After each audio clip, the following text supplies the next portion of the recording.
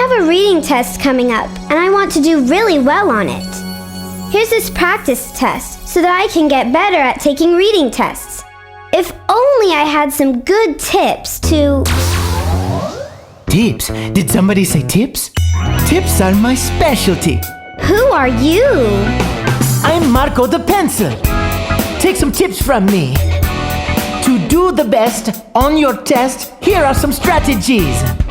Take a big breath and let it go. Taking a test shows what you know. Eat something healthy, but don't overeat. When you mark your test, be sure to be really neat. The night before, get a good night's rest, so you can do your best on the test. Read the questions carefully, be sure to look for clues. Eliminate wrong answers before you choose. Stick around and I'll show you some more, so you can make your very best score. Yeah! That sounds good to me. Mike Mechanical, your friendly mechanical pencil here with this news flash. This is a practice test. Marco will be marking on the practice test to help explain his test-taking tips. But before you write on any test, make sure that it is okay with your teacher. If you are not allowed to write on the test, then don't do it. Marco's strategies will still help you learn other tips on how to do your best. Great! I will show you some tricks to help you do your best on a reading test. The most important thing is to be able to read well, and that means practicing reading as much as you can. If you do that and follow my tips, you'll do great. The first thing to do is read the questions at the end of a passage before you read the passage. Don't read the answers, just the questions. Then look for the answers to the questions as you read the passage. Underline any sentences that might help you answer the questions as you read. Let's take that out for a test spin. Okay, they don't call me Leadfoot for nothing. Here's a letter to read and some questions. Let's look at the questions before we read, so we have an idea of what we should be looking for. Remember, only read the questions and not the answer choices. 1. What does Tony not like to do when he goes to the pond? 2. How did Mr. Turtles get his name? 3. Why did Tony write this letter? 4. How does Tony feel about Mr. Turtles jumping into the bathtub with him? 5. How will Grandma recognize Mr. Turtles when she visits? 6. Who is writing this letter? Now let's read the letter and look for some answers. Dear Grandma, how are you? Andy and I are already having a lot of fun this summer. We walk down to the pond at the end of the street every day. I don't like to fish, so I catch frogs and look at clouds while Andy goes fishing. Look at these! Question number 1 is answered here. Let's underline it. And put a 1 with a circle so we can find it easily when we're answering the questions. Now, let's go on. One day on the way to the pond, we heard a small barking sound. Andy set his fishing gear down and went with me to check it out. In the brush, we found a puppy barking at a turtle. The poor turtle was pulled into his shell just as far as he could possibly go. That's not very nice, I said to the puppy. What if you were a turtle? You wouldn't want a puppy barking at you. Hey, let's call him Mr. Turtles, said Andy. Aha! Now we know the answer to question number 2. We'll underline all of this part of the letter.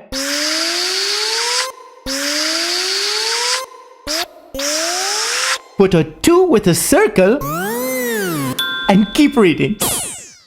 That's a great idea, I said. Maybe that will make him be nice to turtles. I doubt that, replied Andy. I played with Mr. Turtles the rest of the afternoon while Andy fished. I taught Mr. Turtles to fetch sticks and play chase in the tall grass. We even took a little nap together in the shade. All the way home, I couldn't help but wonder if Mom would let us keep Mr. Turtles. Finally, I asked my brother what he thought. I think she will, if he doesn't belong to anybody else, answered Andy. The next day, on the way to the pond, Andy and I put up signs that told about the puppy we had found. Mom said that if no one claims him in a week, then we can keep him. Oh, Mr. Turtles, I hope no one calls about you, I said. Then I gave him a big hug. Andy didn't get to do much fishing that day. I kept splashing in the pond with Mr. Turtles. Finally, Andy put down his fishing pole and joined us. Andy swam out deep in the pond. The puppy tried to follow Andy, but because Mr. Turtles was lifting his paws way out of the water, his tail was sinking. He doesn't know how to swim, laughed Andy. Well, maybe we should teach him, I replied. We swam all afternoon, but you have to be careful not to let a dog get too close when he's learning to swim. He can accidentally scratch you. Finally, Mr. Turtles got the hang of it. That night, Andy left the bathroom door open, and Mr. Turtles came up and looked at me playing in my bubble bath. He watched me for a while, and then he decided to jump in the tub with me. I guess he thought he needed more practice swimming. He's a funny puppy. Do you see what I see? Underline that last sentence. It helps us to answer question number 4.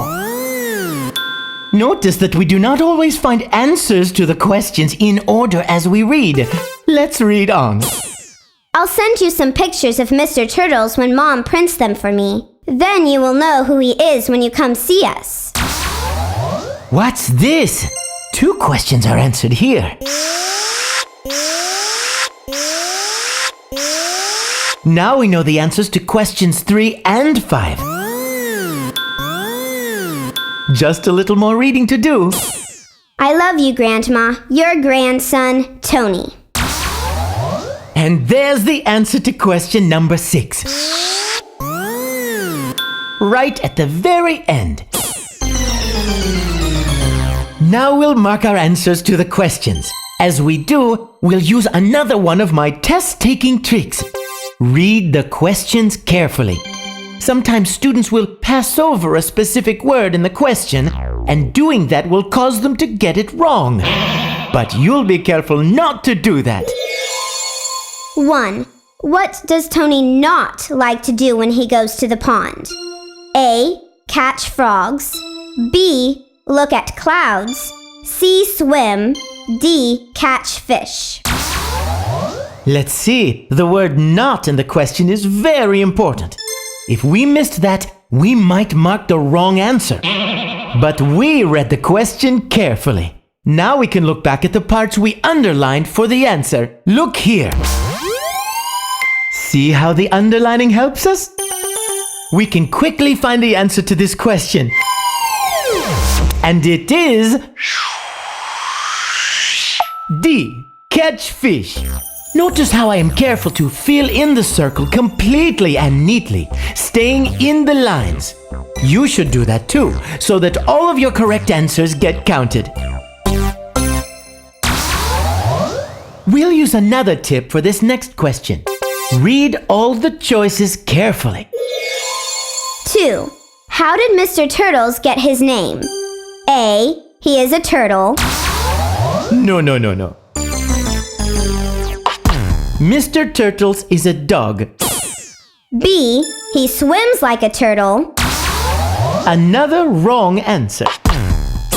C. He was barking at a turtle when the boys found him. Ah, that looks like the right one. But let's read all of the answers to be sure. D. He walks as slow as a turtle. No, I still think the answer is C. Let's look back at our underlines to be sure.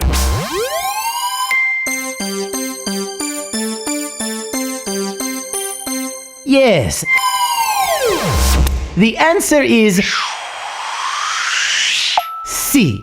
He was barking at a turtle when the boys found him. Here's an important thing to remember. Don't choose an answer just because it is a fact from the text. Make sure it really answers the question asked. Look at this one. 3. Why did Tony write this letter? A. To teach his new dog how to swim. That is something that happens in the story, but it is not why the letter was written. I don't think dogs can read very well. B. To tell his grandma about his new puppy. That looks right, but we'll read the other answers just to be sure. C. To ask his grandma to come see him. The letter doesn't really ask for a visit. This one is wrong too. D. To make sure Mr. Turtles didn't belong to anyone. Here's another one that is part of the story, but it is not the reason for the letter, so it does not answer the question. The answer is B. To tell his grandma about his new puppy. When you read something on a test, look for clues that tell you how the author might feel about the people, places, or things he or she is writing about. The answers to some questions are not always directly written down, like with this question. 4. How does Tony feel about Mr. Turtles jumping into the bathtub with him? Nothing we underline directly answers this question, but look at this.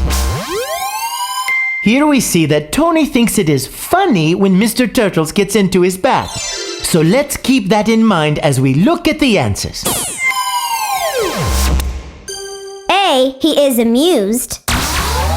That makes sense. If you think something is funny, you're amused. This is probably the answer. But let's read them all before we mark our choice. B. He is angry with Mr. Turtles. Being mad is not funny. C. He is scared of Mr. Turtles. Fear is also not funny. D. He doesn't want Mr. Turtles anymore. Oh my, that's wrong too. So the correct answer really is A. He is amused. Oops! I started filling in the wrong bubble. I need to be sure and erase it completely. So the right answer will be counted. A. He is amused. On to the next question. Remember to read all the choices carefully. 5. How will Grandma recognize Mr. Turtles when she visits? A. Tony's description of Mr. Turtles. There really isn't much about how Mr. Turtles looks in the letter. B. The pictures Tony drew of Mr. Turtles. There were some pictures, but I didn't read anything about drawing. C. The photos Tony sends to Grandma. This one seems right. Look at what we underlined. I'll send you some pictures of Mr. Turtles when Mom prints them for me. Then you will know who he is when you come see us. But let's look at the last possible answer to make sure. D. She has seen Mr. Turtles before. That's not likely, since Tony only recently found the dog. The answer is C. The photos Tony sends to Grandma. If you need to read the passage or parts of it again, go ahead. Use what you reread to help pick your answer. Let's try doing that with this question. 6. Who is writing this letter? A. Andy. B. Grandma. C. Tony. D. Mr. Turtles. We can look back at the end of the letter to find the name of the sender.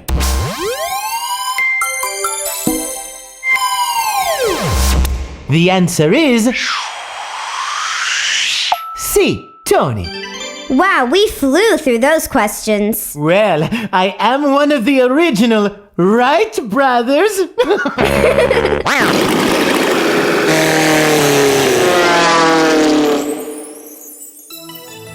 There is something I feel I must mention at this point.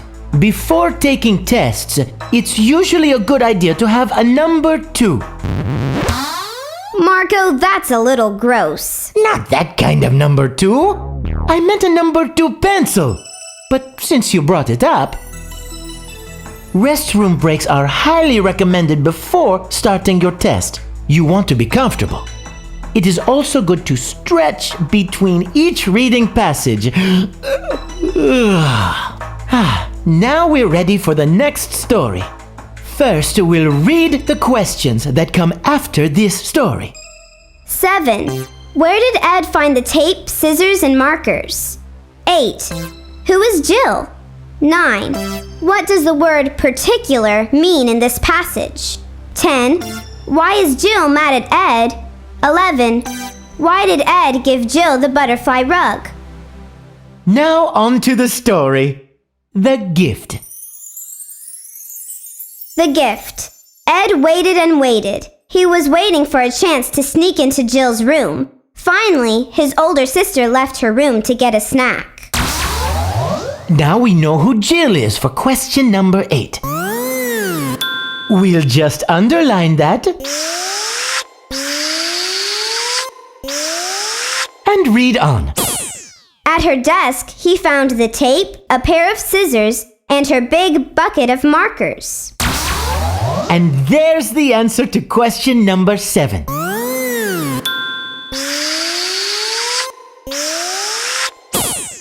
He was going to make her the prettiest birthday present ever. This may help us to answer question number 11. Let's underline just in case.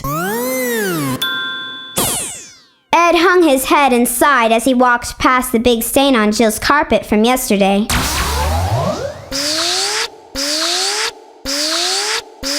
This could be a clue to help us answer question number 10. Jill might be mad about the carpet stain. He was very careful not to move anything except for the supplies he was borrowing. Jill was very particular about keeping her room clean. There's the word particular. This last sentence will help us answer question number 9. We'll underline it.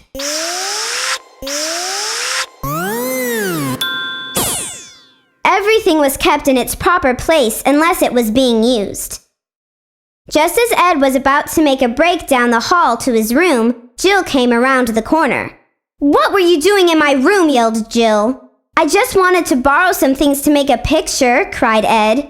"I told you that you aren't allowed in my room anymore. If you need to borrow anything, you have to ask. Maybe I'll let you borrow it, and maybe I won't," scolded Jill.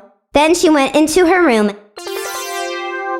Her little brother stared at the closed door and listened as her stereo got louder. "I guess she's still mad at me," whispered Ed. "I've got to make this her best birthday present ever." Carefully, he carried the hidden supplies down to his room. Ed got the butterfly rug out of the shopping bag Mom had given him. He put it in a box and wrapped it carefully. He wrapped it with the white side of the wrapping paper facing outward so that he could draw his own designs. Ed drew a picture of Jill and himself playing together. On the next side, he put a picture of them drawing together. On the last 2 sides without folds, he made a picture of a flower and of a butterfly. He smiled as he looked at his work. That night, after the family sang happy birthday to Jill, Ed ran to get his gift out of his room. So it's Jill's birthday, huh? Many people get presents on their birthdays. Not me, of course. This could help us with question number 11.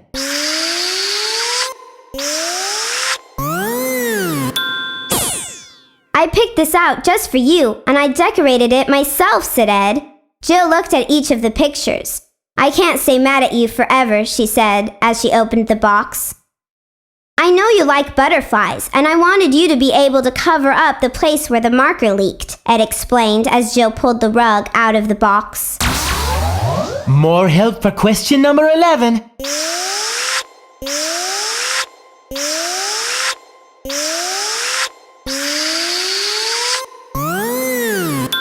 There are many reasons why Ed gave Jill the butterfly rug. "Oh, Ed, It matches my room perfectly. I guess we can be art buddies again. I forgive you, Jill said as she gave him a hug. Ed beamed. Jill had given him a gift on her birthday, the gift of forgiveness. Now let's answer the questions. Remember, you may reread parts of the passage if you need help, especially those parts we have underlined. 7. Where did Ed find the tape, scissors, and markers? A. In Jill's closet. B. In the kitchen. C. At Jill's desk.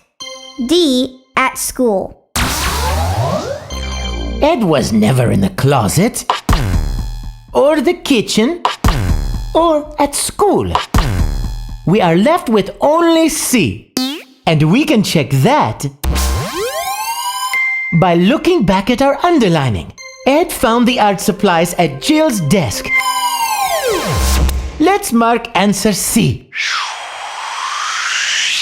At Jill's desk. 8.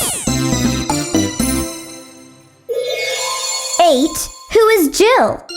A. Jill is Ed's younger sister. B. Jill is Ed's older sister. C. Jill is Ed's mom. D. Jill is Ed's cousin. Let's look back at our underlining. Ed was waiting to sneak into Jill's room. His older sister. The answer is B. Jill is Ed's older sister. Oops, better fill that one in a little more. There, on to the next question. 9. What does the word particular mean in this passage? A. Picky. B. Lazy. C. Unconcerned. D. Happy. When you are asked for the definition of a word, scan what you read to find that word. Sometimes the word will already be italicized or underlined for you. Instead of rereading everything, we can look quickly for the word. That is what scanning means. Luckily for us, we underlined the sentence with the word particular. Read the sentence that comes before the sentence with the word. Then read the sentence with the word, and then the next sentence. Usually, this will tell you what you need to know to answer the question. In this case, He was very careful not to move anything except for the supplies he was borrowing. Jill was very particular about keeping her room clean. Everything was kept in its proper place unless it was being used. if we think about using each answer in place of the word particular, we can find the one that makes the most sense. A. Picky. That could work. Jill is very picky about her room. B. Lazy. Not so much. A lazy person would not care about keeping a clean room.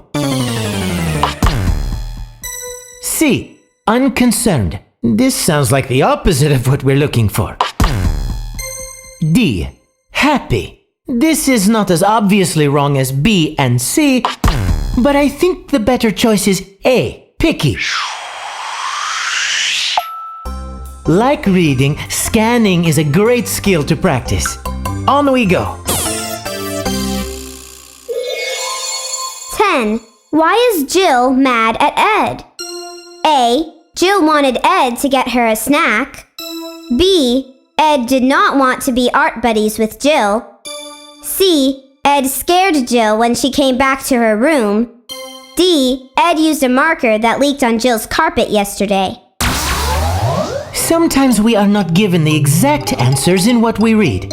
We have to be like a detective and use the clues we are given. Looking back through what we underlined, we see that Ed was sad when he passed by a big stain on Jill's carpet. Because he hung his head, Ed may have been the one who caused the stain. Also, look here. Ed gives Jill a rug to cover up a marker stain. So we will choose D. Ed used a marker that leaked on Jill's carpet yesterday. I get the point. But of course you do. And now the last question for this story. 11. Why did Ed give Jill the butterfly rug? A. To cover up the stain on the carpet in her room. B. She likes butterflies. C. For her birthday. D. All of the above. Remember that we marked many reasons why Ed might give Jill the rug. Let's scan back through them.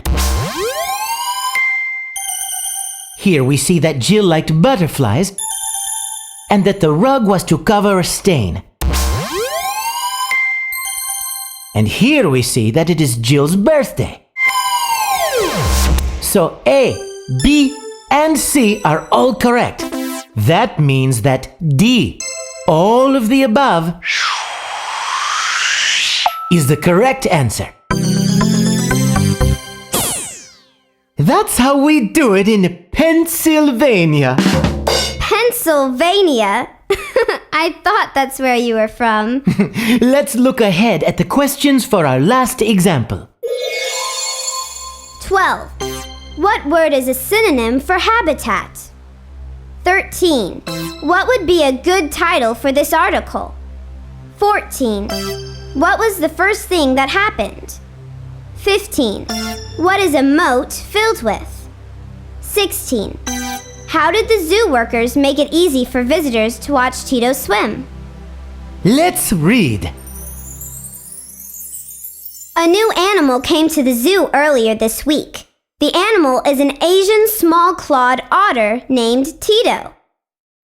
Before he arrived, the zoo workers spent a lot of time making a new place or habitat for the otter to live. There's the word habitat.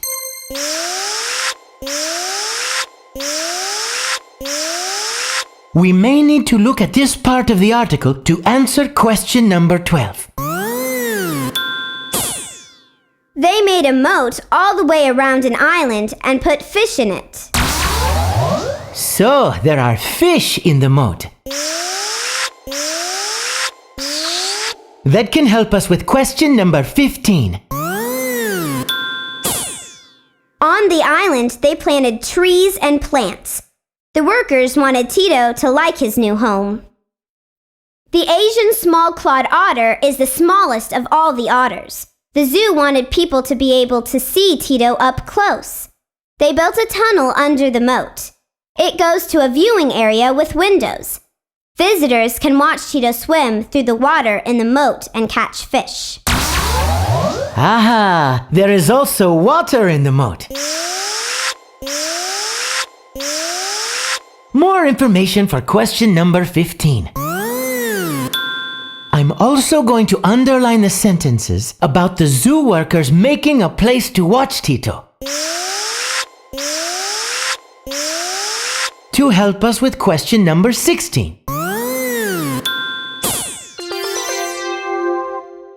Outside his new home, the zoo placed signs to tell visitors all about the new otter. An Asian small-clawed otter has a smooth coat. It is covered in brown fur with white on its face, throat, and chest. These otters talk with each other using 12 different calls. To catch food, the otters use their hands and long fingers. The zoo has planned a party for Tito's arrival. Kids can get balloons and can get their faces painted. Now, to answer the questions. 12. What word is a synonym for habitat? A. Home. B. Zoo. C. Path. D. Bed. When you are looking for synonyms or words with the same meaning, try putting the answer choices into the original sentence. The sentence is here. Before he arrived, the zoo workers spent a lot of time making a new place or habitat for the otter to live. Let's try that with each answer. Before he arrived, the zoo workers spent a lot of time making a new place or home for the otter to live. I think that may be our answer. But let's look at the other choices. Before he arrived, the zoo workers spent a lot of time making a new place or zoo for the otter to live. No, they did not build an entire zoo. The habitat is part of the zoo. Before he arrived, the zoo workers spent a lot of time making a new place or path for the otter to live. A path is not a very good place for an otter to live. Before he arrived, the zoo workers spent a lot of time making a new place or bed for the otter to live. Maybe Tito has a bed in his new home, but that is only part of it. So we are left with A. Home. 13. What would be a good title for this article? A. A new arrival at the zoo. B. Tito goes swimming. C. The smooth coat of otters.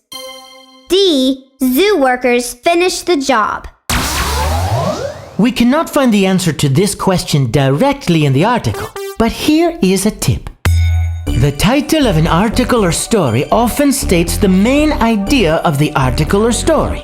The main idea is most often at the very beginning, and it may be stated again at the very end.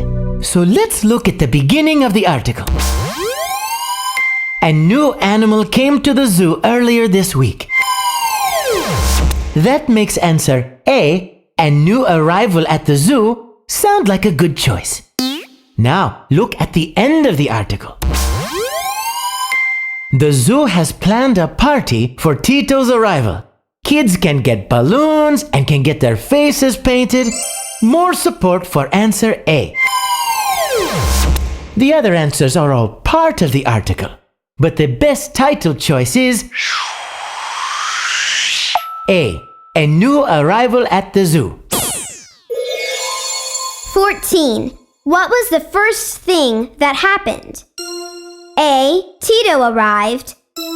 B. The zoo workers made a habitat. C. Tito went swimming. D. Tito talked to the zoo workers. When you are putting events in order, look for words like first, next, then, before, after, and finally to help you decide when things happened. Also, use common sense. Here's what I mean. Tito could not go swimming before he arrived. And Tito is an otter, so he cannot talk. That leaves us with only A and B. I hope very much for Tito's sake that he had a place to live before he arrived. Let's look at the article to be sure. Before he arrived, the zoo workers spent a lot of time making a new place or habitat for the otter to live. This tells us that the answer is B.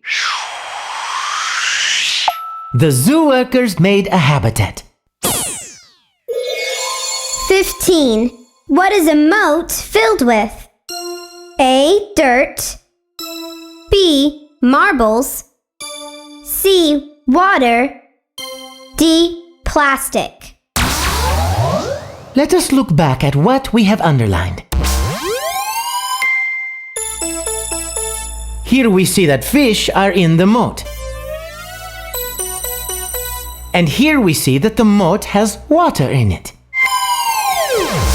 Since fish is not a choice, we will mark C, water, as the correct answer. 16. How did the zoo workers make it easy for visitors to watch Tito swim? A. They gave them goggles. B. They built a tunnel to a viewing area with windows. C. Tito doesn't like to swim. D. Visitors pay money to swim with Tito. we underlined a part of the article about workers building a place to watch Tito. Ah, they built a tunnel under the moat. It goes to a viewing area with windows. Visitors can watch Tito swim through the water in the moat and catch fish. There's nothing here about goggles. And the visitors can watch Tito swim. Although it sounds like fun, I don't remember anything about paying to swim with Tito. That leaves only B. They built a tunnel to a viewing area with windows, which is just what the part we underlined says.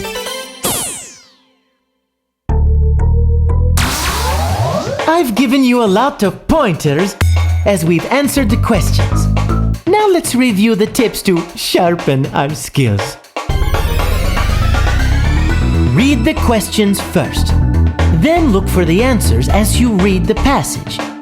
Underline sentences that will help you and write down the question number so you can come back to it later. Remember, only write on your test if your teacher says it's okay. You're right. Read the questions carefully. Don't skip any words in the question that could make you get it wrong. Look for negative words such as not, the opposite of, antonym, or except that can change what the question means. When looking for synonyms or words with the same meaning, try putting the answers into the original sentence. Read all of the answers carefully. Reread what you underlined to look for answers. Don't just count on your memory. Double check by reading the parts you need to read again. Don't choose an answer just because it is a fact from the text. Make sure it really answers the question asked. When asked for the definition of a word, scan the passage for the word. It may be italicized, underlined, or bold. Read the sentence that comes before the sentence with the word, then read the sentence with the word, and then the next sentence. Usually, this will tell you what you need to know to answer the question. Practice the skill of scanning so you can find things quickly without rereading everything. When asked to put events in order, look for words like first, before, next, then, after, and finally. The main idea of a passage is most often at the very beginning, and it may also be at the very end. Try to think of what the whole story is about. Look for clues that would tell you how the author might feel about the people, places, or things he or she is writing about. And here's a bonus tip. Keep track of the questions you are unsure about. Finish the other questions for that passage and then go back to them. And last but not least, be sure to erase any stray marks or wrong answers completely.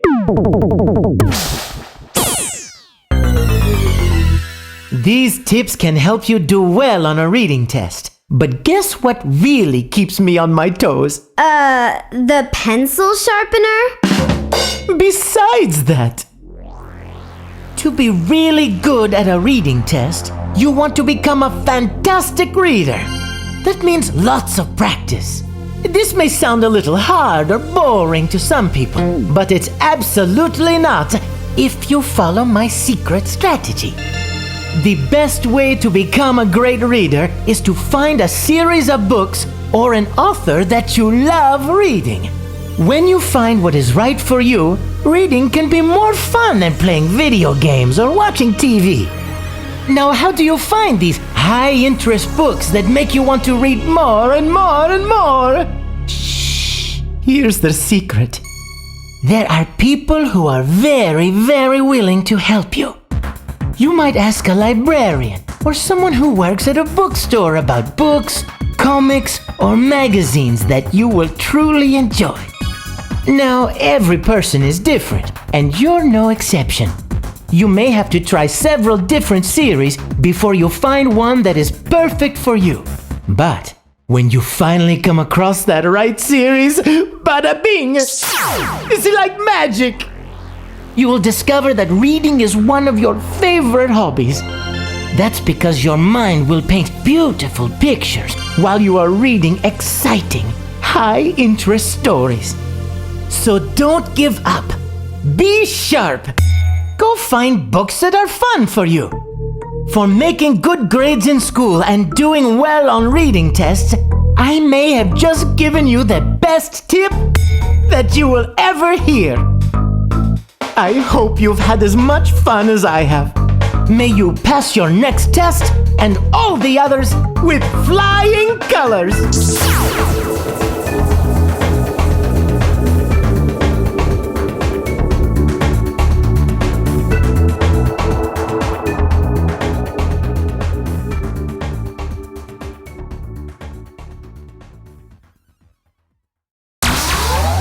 So, Marco, what do you do when you're not helping kids learn how to do better on tests? Well, let's just say I have a little night job.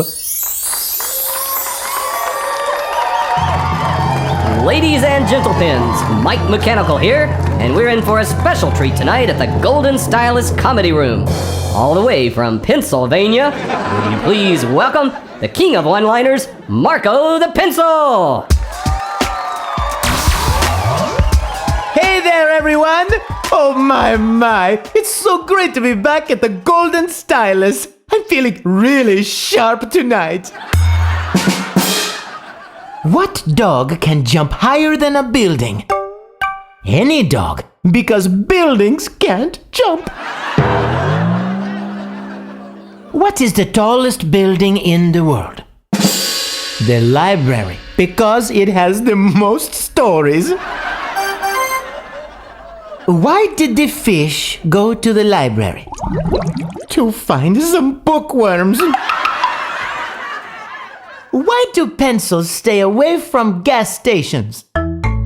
Because they're afraid of becoming unleaded. Where are happiness and contentment always found? The dictionary. What's the longest word in the dictionary? Smiles, because it has a mile between the S's. You see, between S and... forget it. What word is always spelled incorrectly? INCORRECTLY. Incorrectly. How many pencils does it take to change a light bulb? If the pencils are as bright as me, who needs a light bulb? Incidentally, does anyone know where the Declaration of Independence was signed? At the bottom, of course. What is an 8-letter word that only has one letter in it? Envelope. Take away my first letter, take away my second. Take away all my letters and I still remain the same. What am I? A postman. If the number 2 is the most popular pencil, then why isn't it number 1? How is the letter A like a flower? They both have B's after them. What letter is always wet? The C. Why can't pencils grow beards? Because they're always shaving. The band is starting up, and that tells me we're almost out of time. When you're taking a test, you want to do your best, that's no problem. Just stay with me and learn good strategies, that's no problem. No. The tips I can show will soon make you a pro, that's no problem. Together we'll pass and perhaps have some laughs, that's no problem. Good night, everybody. Keep those cards and letters coming. As we say in Pennsylvania, don't forget to write.